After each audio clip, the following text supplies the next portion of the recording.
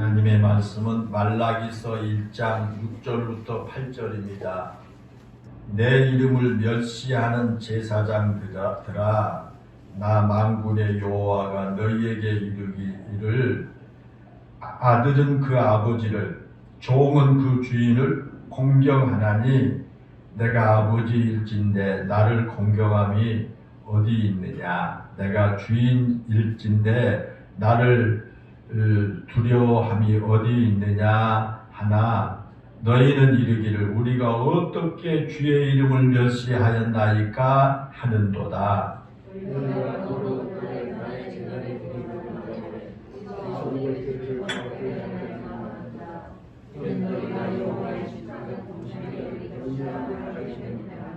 만군의 여호와가 이르노라, 너희가 눈먼 희생 제물을 바치는 것이 어찌 악하지 아니하며 저는 것 병든 것을 드리는 것이 어찌 악하지 아니하냐. 이제 그것을 너희 총독에게 드려보라. 그가 너를 기뻐하겠으며 너를 받아주겠느냐. 아멘. 우리가 마가복음 12장에 보면 그 어떤 서기관이 예수님을 찾아와서 모든 이 계명 중에서 첫 계명이 무엇입니까?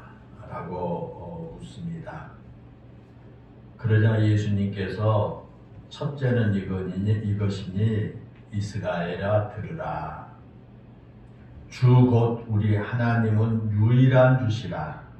내 마음을 다하고 목숨을 다하고 뜻을 다하고 힘을 다하여 주 너의 하나님을 사랑하라 하신 것이요. 둘째는 이것이니 내 이웃을 내 자신과 같이 사랑하라 하신 것이라. 이보다 더 큰 계명이 없느니라고 하는 대답을 하셨습니다. 이 말씀은 구약의 율법을 가장 쉽게 요약한 그런 말씀이다 생각합니다. 이 말씀을 우리가 좀 더 쉽게 요약한다면 하나님을 사랑하고 이웃을 사랑하는 것이 곧 신앙이다 라고 하는 말씀입니다. 여러분, 그렇습니다. 우리의 신앙은 하나님을 사랑하는 것에서부터 시작됩니다. 그런데 하나님을 사랑함에 있어서 우리가 꼭 기억해야 할 것이 있습니다. 그 첫 번째는 예수님께서 대답하신 것처럼 우리가 사랑해야 할 하나님이 유일하신 주님이시라는 겁니다. 유일하신 주님이시다라고 하는 말은 우리가 여호와 하나님 한 분밖에 없다 그런 뜻입니다. 세상 사람들이 어떤 신을 섬긴다고 할 때 우리의 신앙, 우리의 믿음은 오직 여호와 하나님 한 분만을 사랑해야 합니다. 그리고 그 하나님을 사랑할 때 우리가 대충 해서는 안 됩니다. 거기 보면 내 마음을 다하고 목숨을 다하고 뜻을 다하고 힘을 다해서 사랑하라 그랬습니다. 이 말은 우리가 가지고 있는 모든 것을 다해서 우리가 할 수 있는 모든 것을 다 동원해서 하나님을 사랑하라고 하는 그런 말씀이 되겠습니다. 우리의 생각과 우리의 의지와 우리의 말과 우리의 행동과 우리의 습관과 우리의 감정이나 느낌과 우리의 성품과 우리의 소유와 우리의 재능과 우리의 시간과 우리의 노력 등 우리가 할 수 있는 것을 다 동원해서 하나님을 사랑한 것이 진정한 믿음의 모습이다라는 것입니다. 그 사랑이라고 하는 말을 우리가 하나님께 적용할 때에 쓰는 또 다른 표현이 있습니다.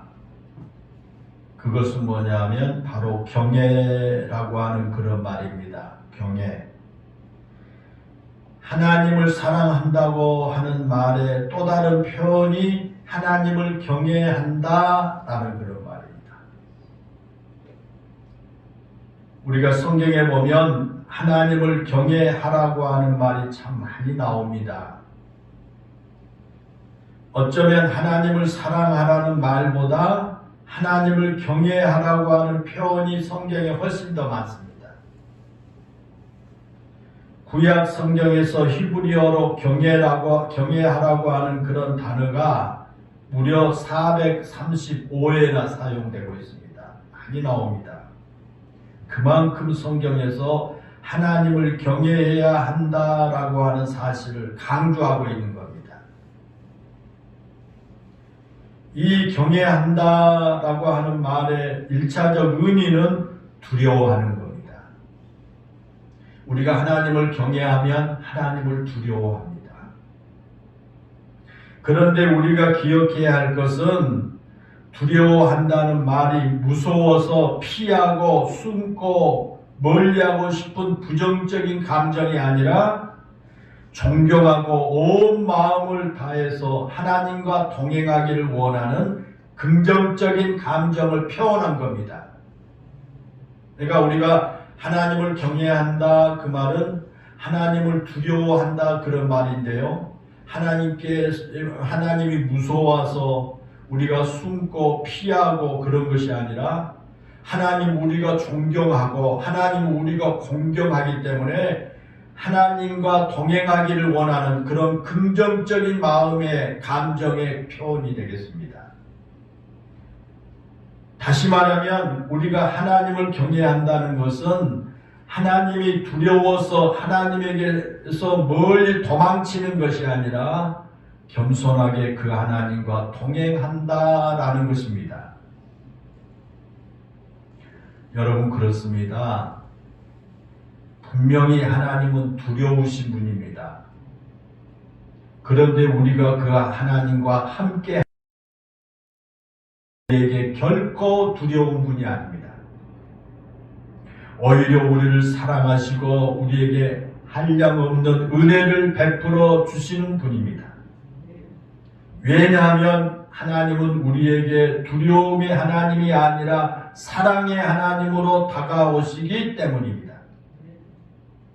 우리가 하나님을 사랑하면 하나님은 우리에게 언제나 사랑의 하나님으로 다가오십니다.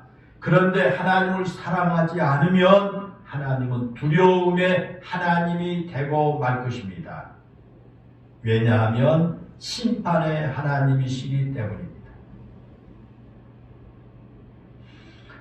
오늘 우리가 읽은 이 본문에 보면 이스라엘 백성들이 하나님을 향해 던진 두 번째 어리석은 질문이 나오지요. 우리가 지난 주일에 말라기 선지자 시대에 이스라엘 백성들이 하나님께 던진 첫 번째 어리석은 질문에 대해서 지난 시간에 말씀을 드렸습니다.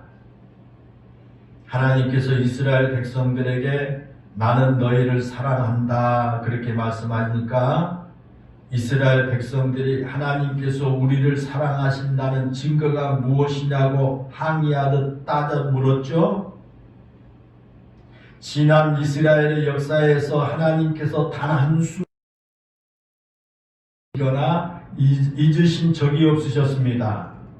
심지어 그들이 죄를 범해서 하나님을 등지고 하나님을 떠났을지라도 그래서 그들이 하나님의 심판을 받아 나라가 멸망을 당하는 순간일지라도 하나님께서 그들을 사랑하셨습니다.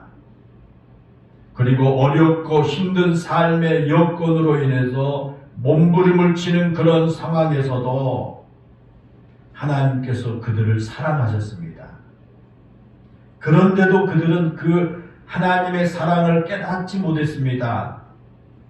하나님의 사랑이 멈춘 것이 아니라 그들이 하나님의 사랑의 품에서 떠났기 때문에 하나님의 사랑을 느끼지 못했던 것입니다.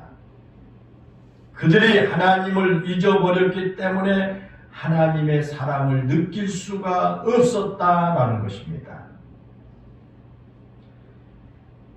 오늘 본문은 이스라엘 백성들 가운데서도 종교 지도자들이라고 하는 제사장들에게 주신 말씀입니다. 우리가 잘 아는 대로 제사장은 하나님께 제사를 드리는 사람들입니다. 이스라엘 백성들을 대신해서 하나님을 섬기는 사람들이 제사장들입니다. 그렇기 때문에 누구보다 하나님을 사랑하고 누구보다 하나님을 경외하며 하나님을 바르게 섬겨야 할 사람들이 제사장들입니다. 그런데 그런 제사장들이 하나님을 바르게 섬기지를 못했습니다.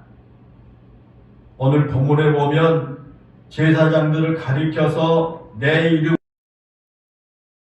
그렇게 말씀하고 있지 않습니까? 하나님께서 너희가 내 이름을 멸시했다고 말씀하니까 제사장들이 우리가 어떻게 주의 이름을 멸시하였나이까 라고 그렇게 반문하지요. 그러면 여러분, 이 제사장들이 하나님을 어떻게 멸시했을까요? 제사장들이 하나님의 이름을 어떻게 멸시했는가? 오늘 본문에 보면 두 가지 면에서 제사장들이 하나님을 멸시했다 그렇게 말씀하고 있습니다. 첫째는 하나님을 하나님으로 인정하지 않는 것입니다. 마땅히 공경을 받으셔야 할 하나님을 그들이 공경하지 않았습니다. 오늘 본문에 보면 하나님께서 탄식하듯이 아들은 아버지를 종은 그 주인을 공경하나니 내가 아버지일진데 나를 공경함이 어디 있느냐? 내가 주인일진데 나를 두려워함이 어디 있느냐라고 물으시죠. 아들이 아버지를 공경하는 것, 종이 상전인 주인을 공경하는 것은 지극히 당연한 일입니다. 사람이라면 사람된 도리로서 지극히 당연한 것입니다. 그런데 제사장들이 그런 당연한 것조차도 하지 않고 있었다라는 것입니다. 쉽게 표현하면 제사장들이라고 하는 그 직함을 고사하고 인간됨 자체가 안 되어 있었다라는 것입니다. 하나님께서 이스라엘의 아버지가 되시고 그들의 주인이 되신다는 것은 성경을 통해서 잘 나타나 있습니다. 이스라엘을 이스라엘 되게 하신 분이 하나님이십니다.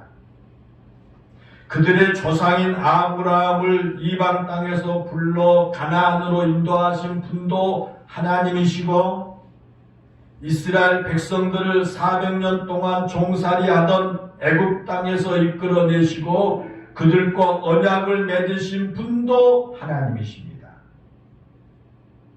하나님이 아니었으면 이스라엘은 존재할 수가 없었습니다. 때로는 이스라엘이 하나님을 배신하고 등질지라도 아버지가 아들을 사랑하신 것처럼 그들을 사랑으로 보듬어 주시고 집 나간 탕자를 기다리신 아버지의 심정으로 하나님께서 그들을 마땅히 종은 주인을 두려워합니다. 고대 사회에서 주인은 종의 생사 여탈권을 가지고 있었기 때문이에요. 주인은 종을 죽이기도 하고 살리기도 할 수 있는 그런 권한이 있었습니다. 그래서 주인의 인품과 관계없이 종은 주인을 두려워하게 되어 있습니다. 만약에 그 주인의 인품이 좋고 종을 친자식처럼 아끼는 그런 사람이라면 종은 두려워한 것을 넘어서 그 주인을 공경하고 그 주인을 정말 사랑할 것입니다. 왜냐하면 그렇게 좋은 주인을 만났다는 것이 자신에게 얼마나 큰 축복인 줄 알기 때문에. 그렇다면 여러분, 하나님이 이스라엘에게 어떤 주인이 있었을까요? 이스라엘에게 하나님이 어떤 주인이셨느냐라는 것입니다. 하나님은 자신이 주인이심에도 이스라엘을 강압하지 않았습니다. 자신이 주인임에도 종인 이스라엘을 절대 강압하지 않으셨습니다. 오히려 그들을 사랑하시고 그들의 필요를 채워주셨습니다. 주인이신 하나님을 의지할 때 어떤 어려움에 처해 있을지라도 하나님께서 자신의 백성을 그런 어려움에서 구원해 주셨습니다. 이스라엘이 주인이신 하나님을 한없이 자비로 한없는 능력으로 그들을 품어주시고 이끌어주신 그런 이스라엘의 주인이셨습니다. 그런데 이스라엘 백성들이 그런 아버지 하나님을 잊어버렸습니다. 자신들의 주인이신 하나님을 잊어버린 겁니다. 그러면서도 그들은 우리가 어떻게 주의 이름을 멸시하였나이까 그렇게 말하고 있습니다. 여러분, 아버지로 인정하지 않는 배은망덕한 아들이 아버지의 이름을 멸시하는 것이 아닙니까? 주인을 주인으로 인정하지 않는 종이 주인의 이름을 멸시한 것이 아닙니까? 더구나 제사장들이 어떤 사람들입니까? 그들은 이스라엘 백성을 하나님께로 인도한 사람들 아닙니까? 죄를 지은 백성을 대신해서 하나님의 은혜를 강구하고 하나님의 용서와 은혜를 자신들이 먼저 받고 백성들에게 그 은혜를 선포한 사람들이 제사장입니다. 그런데 그들이 하나님의 은혜를 잊어버렸습니다. 아니, 자기들이 한 행동에 대해서 무엇이 잘못되었는지 조차도 알지 못합니다. 자신들의 행위가 하나님의 이름을 멸시하고 있다는 사실조차도 알지를 못한 겁니다. 영적으로 완전히 무감각해진 그런 상태입니다. 영적으로 무감각해지게 되면 제사장들이라고 할지라도 하나님 잊어버립니다. 사랑하는 여러분, 영적으로 가장 민감하게 하나님 앞에 서야 할 제사장들이 왜 그렇게 영적으로 무감각해져 버렸을까? 일반 성도들도 아니고 제사장들입니다. 자신들이 먼저 하나님의 은혜 안에서 생활해야 됩니다. 영적으로 가장 민감해야 될 그런 사람들입니다. 그런데 그들이 왜 그렇게 영적으로 무감각해졌느냐라는 것입니다. 하나님 앞에 온전한 제사를 드리기에 누구보다 깊은 영성을 가지고 살아야 할 제사장들이 왜 그렇게 영적으로 무감각해진 사람들이 되고 말았느냐라는 겁니다. 그건 다른 게 아닙니다. 하나님의 사랑을 그들이 잊어버렸기 때문입니다. 자신들을 사랑하신 하나님의 사랑이 얼마나 크고 놀라운 것인지를 잊어버리니까 영적으로 무감각해진 겁니다. 그래서 하나님의 이름을 멸시하면서도 무엇이 잘못되어 있는지, 왜 잘못되었는지조차도 알지를 못하게 된 것입니다. 그래서 어리석게도 우리가 어떻게 주의 이름을 멸시하였느냐라고 그 제사장들이 항변하는 어리석은 질문을 던지게 된 것입니다. 여러분, 우리도 마찬가지입니다. 하나님의 사랑을 잊어버리게 됩니다. 그리고 나도 모르게 주의 이름을 멸시합니다. 그러면서도 우리 자신도 깨닫지 못합니다.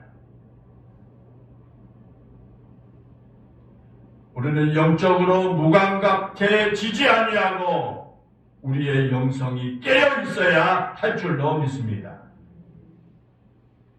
이스라엘의 제사장들이 하나님의 이름을 멸시한 두 번째 모습은 제사를 드리는 것에서 드러납니다. 그들이 제사 드리는 모습이에요. 오늘날로 말하면 예배 드리는 모습에서 그들이 하나님의 이름을 멸시한 것이 드러납니다. 우리가 성경을 통해서 알 수 있는 것처럼 하나님께 제사를 드릴 때는 가장 정성을 드려야 합니다. 온 마음 다해 그러잖아요. 우리가 가장 정성을 들여서 하나님께 제사를 드려야 됩니다. 전능하신 하나님이시기에 그 하나님의 이름에 합당한 제사를 드려야 되기 때문에 정말 정성을 드려야 됩니다. 그래서 성경에 보면 제물을 바칠 때도 흠없는 것으로 드려야 한다 그렇게 말씀하지 않습니까? 흠이 없어야 되죠. 율법에서 제사를 드리는 방법에 대해서 말씀하실 때 계속 반복해서 나타나는 말이 바로 그것이에요. 흠없이 하나님께 드려야 된다. 흠없는 것을 드려야 된다. 흠이 없는 것으로 드려야 한다는 그런 말이 계속 반복해서 나오지 않습니까? 제사만 그런 게 아닙니다. 우리가 하나님께 무언가를 드릴 때도 하나님께서는 언제나 최고의 정성을 요구하십니다. 성경을 여러분 보십시오. 아들을 낳을 때 첫 아들이 하나님의 것이라고 말씀하신 것도, 그리고 짐승 새끼를 낳을 때도 첫 새끼를 하나님께 바치라고 하신 그 이유도, 보리 추수를 시작하면서 처음 거둔 곡식 가운데 첫 열매를 하나님께 드리라고 말씀하신 이유도 다 똑같습니다. 하나님께 최선의 것을 드리라는 겁니다. 여러분 왜 그럴까요? 처음 것은 나의 온 정성을 들어가 있는 것이기 때문에 그렇습니다. 하나님께 제사를 드릴 때 쓰는 기름도 있지 않습니까? 하나님은 최고를 받으셔야 할 분이기 때문입니다. 심지어 다른 사람에게 배상을 할 때도요, 가장 좋은 것으로 배상을 하라고 하셨죠. 우리 출애굽기 22장 5절에 보면요, 사람이 밭에서나 포도원에서 짐승을 먹이다가 자기의 짐승을 놓아 남의 밭에서 먹게 하면 자기 밭에 가장 좋은 것과 자기 포도원에 가장 좋은 것으로 배상할지니라 그랬습니다. 내가 남에게 손해를 입혔을 때 하는데 배상할 때 내가 가지고 있는 것 가운데 가장 좋은 것으로 배상해야 한다는 겁니다. 이와 같이 사람에게 배상할 때도 가장 좋은 것으로 이 배상해야 한다고 하셨다면 여러분 하나님께 드린 것이라면 더 말할 이유가 없지 않겠습니까? 사람에게도 가장 좋은 것으로 배상해야 되는데 우리가 하나님께 드릴 때 이건 말할 것도 없다는 말이에요. 사랑하는 여러분, 그러면 왜 하나님께서 그렇게 처음 것, 가장 좋은 것, 최상의 것을 요구하실까? 왜 하나님이 그러실까요? 대충 하나님께서 그냥 가지고 오면 받으시면 되는 거지 왜 처음 것을 드리고 가장 좋은 것을 드리고 최상의 것을 꼭 드리라고 그렇게 말씀하실까? 그것은 하나님께서 욕심이 많으셔서 그런 게 아닙니다. 하나님의 존재하심을 맞게 드려야 하기 때문에 그렇습니다. 하나님을 하나님으로 인정하라는 겁니다. 하나님을 우리 인생의 최고로 인정하라는 겁니다. 제사는 바로 그런 겁니다. 하나님을 우리의 삶의 최고로 인정하는 것이 제사입니다. 우리가 드리는 예배도 마찬가지입니다. 예배는 하나님께 내 가치의 최고로 인정하는 것이 예배입니다. 하나님을 최고로 인정하며 드리는 예배가 바른 예배다 그런 겁니다. 그런 말이에요. 그런데 오늘 본문에 보면 그것을 것으로 제사를 드리지 않았죠? 당연히 제사장들이 최고의 것으로 제사를 드려야 하는데 그렇지가 않았어요. 본문 7절 한번 보십시오. 너희가 더러운 떡을 나의 제단에 드리고도 말하기를 우리가 어떻게 주를 더럽게 하였나이까 하는도다 그랬죠. 거기도 보면 그들은 최고의 것으로 제사를 드리지 않았습니다. 궁성으로 제사를 드리지 않은 겁니다. 거기 더러운 떡을 제단에 드렸다고 하는 말은 오래돼서 곰팡이가 핀 떡을 진설병으로 바쳤다 그런 뜻입니다. 레위기 24장에 보면 성막 안에 항상 진설해 놓아야 할 그 진설병은 이 제사장들이 안식일마다 새로운 것으로 바꿔 놓아야 합니다. 안식일마다 진설병을 새로운 것으로 바꿔 놓습니다. 그리고 바꾸어 놓은 그 떡은 반드시 아론과 그의 자손들이 먹을 수 있었습니다. 그만큼 거룩하게 여겼다는 그런 뜻이에요. 그런데 이 말라기 선지자 시대의 이스라엘 제사장들이요, 곰팡이가 핀 떡을 제단에 드렸다는 거예요. 말이나 됩니까? 어쩌면 곰팡이가 필 때까지 진설병을 교체하지 않았을지도 몰라요. 하나님께 드리는 제사에 관심이 없었다라는 것입니다. 진설병만 그런 게 아닙니다. 본문 8절에 보십시오. 눈먼 희생 제물을 하나님께 바쳤다 그랬습니다. 여기서 눈먼 희생 제물이라고 하는 말은요, 말 그대로 눈이 멀어서 앞을 보지 못한 희생 제물이라 그런 뜻입니다. 그런 것은 당연히 제물로 드릴 수가 없는 것입니다. 더 나아가 그들은 저는 것과 병든 것을 하나님께 드렸다고 했습니다. 이런 짐승도 하나님께 결코 드릴 수가 없습니다. 짐승이지만은 그렇게 저는 것, 병든 것, 그런데 그들이 그런 걸 드렸다는 거예요. 그런데 이스라엘의 제사장들이 드려서는 안 된 것들, 드릴 수 없는 것을 하나님께 드린 거예요. 그러자 하나님께서 얼마나 답답하셨으면 그것을 너희 총독에게 한번 드려봐라.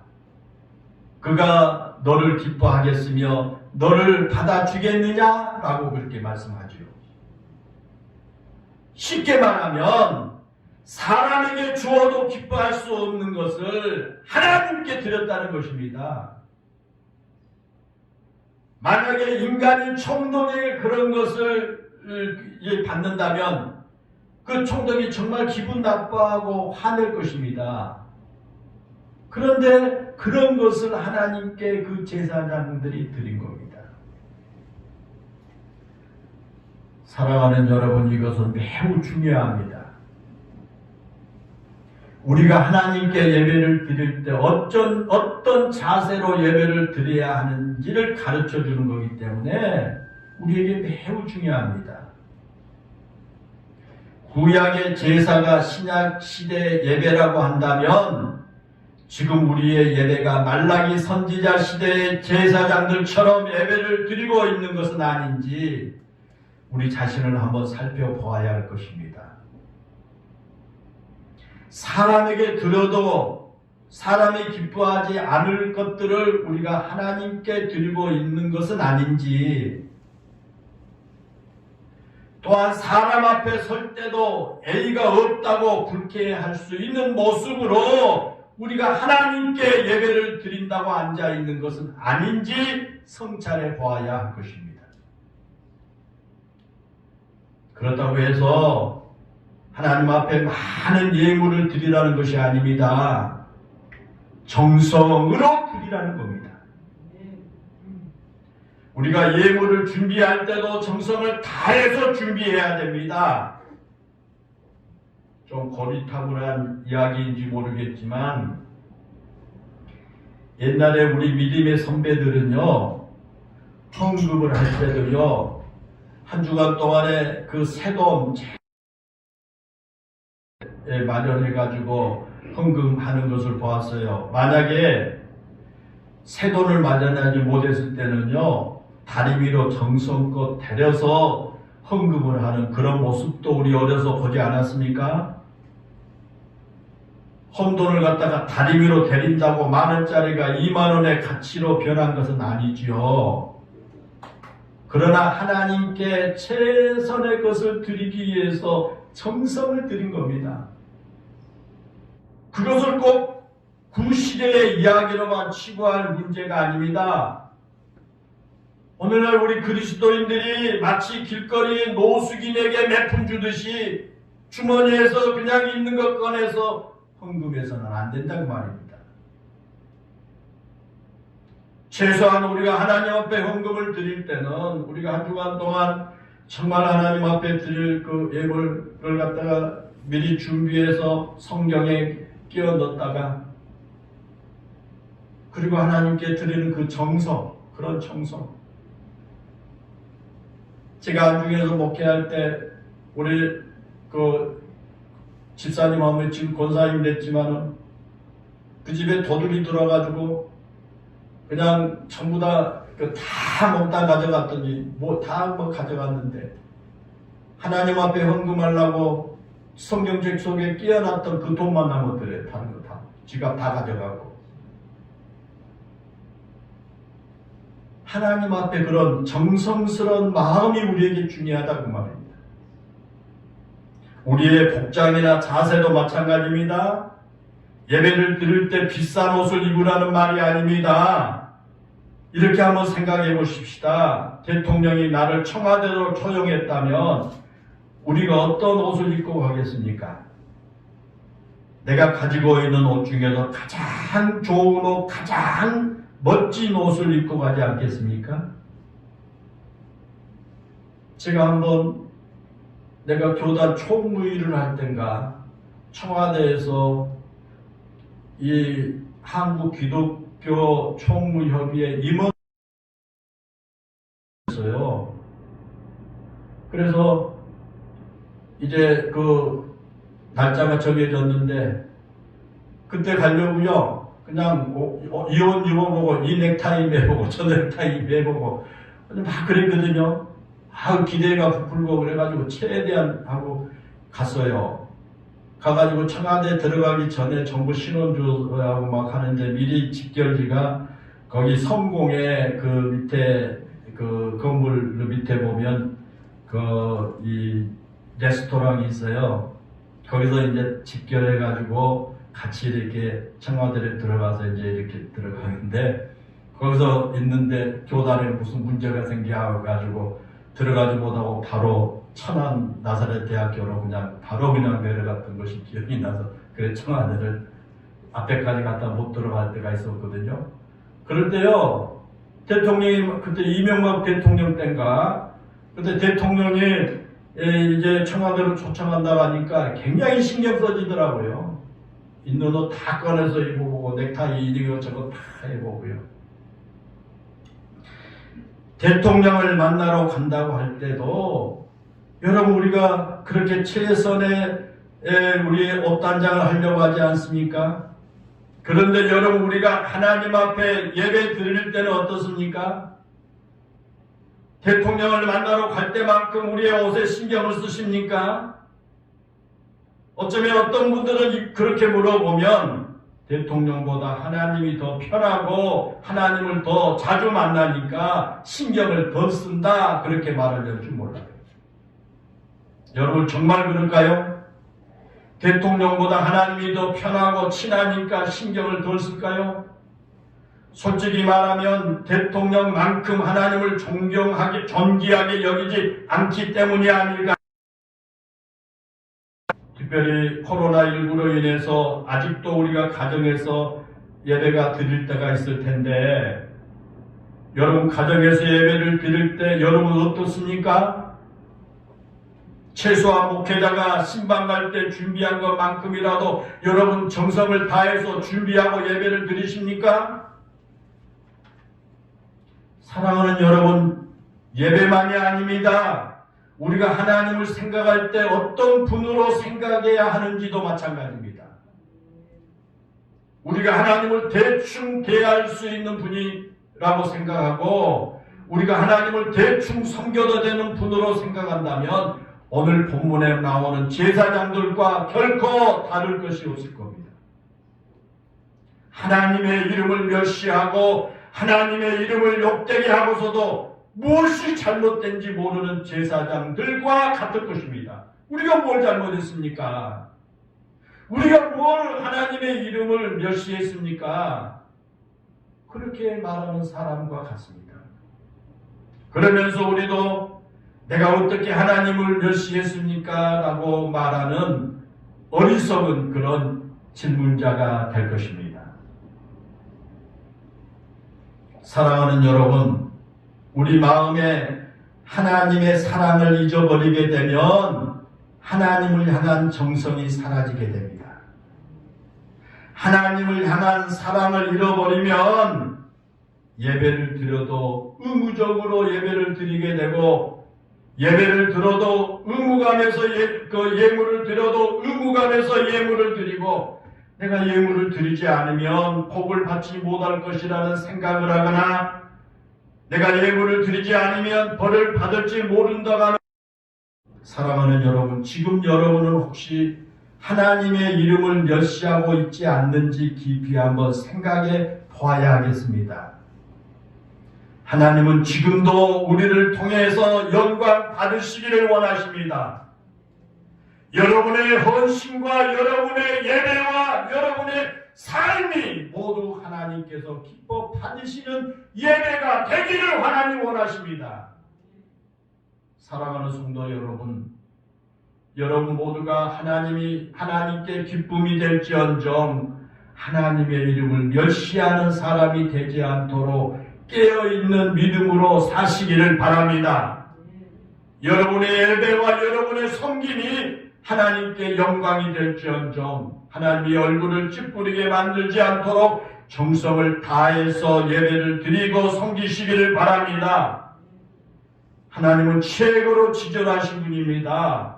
하나님의 최고의 것을 받으시기를 합당하신 그런 분입니다.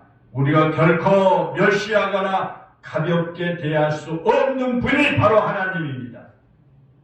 부디 하나님의 이름을 멸시하는 그런 제사장처럼 되지 않기 위해서 깨어있는 믿음 생활 하시기를 바랍니다.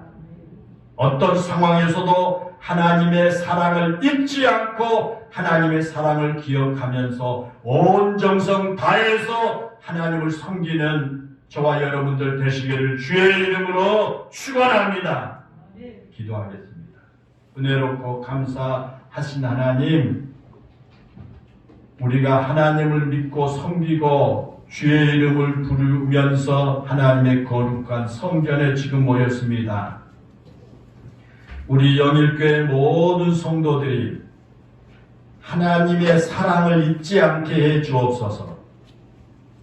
지난날 우리를 인도하신 하나님의 그 사랑, 하나님의 돌보심과 함께 하시는 그 사랑, 우리를 구원해 주시고 우리와 동행하신 그 하나님의 사랑을 잊지 않게 하여 주소서. 우리 모두가 정성을 다하여 하나님께 예배드리고 하나님을 섬기는 우리 영일교회 성도들 다 되게 해 주옵소서. 하나님께 드리는 예배도 우리가 정성을 다해서 드리게 하여 주옵시고 하나님께 드리는 모든 예물들도 우리의 정성을 다해서 하나님께 드리게 하여 주옵시고 우리가 하나님을 섬기는 또 몸된 교회를 섬기는 일에 있어서도 우리가 정성을 다하고 최선을 다해서 하나님을 섬기고 하나님 몸된 교회를 섬기는 우리 성도들 모두가 되게 하여 주소서. 하나님께서 기쁘게 받으시고 하나님 축복해 주시는 우리 성도들 모두가 되게 하여 주옵소서. 은혜로우신 하나님 기도합니다. 우리 영일교회 모든 성도들이 영적으로 깨어있게 하여 주옵소서. 깨어있는 믿음으로 하나님 섬기고 신앙 생활하게 하여 주옵소서. 예수님의 이름으로 기도하옵나이다. 아멘.